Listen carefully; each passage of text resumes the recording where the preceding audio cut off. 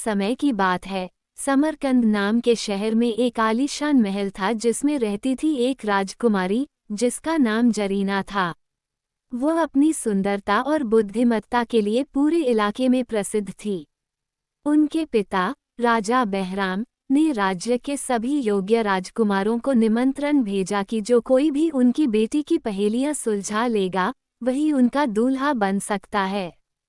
कई राजकुमार आए और गए, पर कोई भी जरीना की पहेलियों के जवाब नहीं दे पाया।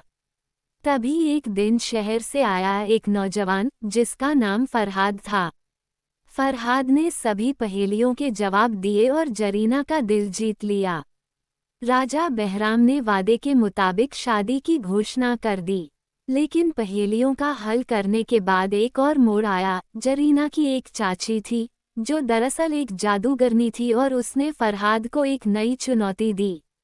उसे एक असंभव खजाने की खोज करनी थी जो जरीना का हाथ पाने की सच्ची परीक्षा थी। इस खजाने की तलाश में फरहाद ने राज्य भर की यात्रा की। उसने राक्षसों से लड़ा, जादुई जीवों का सामना किया और छिपे हुए खजाने की खोज में समुद्री डाकुओं के झांसे से भी बचा। आखिरकार एक परी ने उसे रहस्य का हल बताया। वास्तविक खजाना तो तुम्हारी निष्ठा और प्रेम है जो जरीना के हृदय को छू लेगा।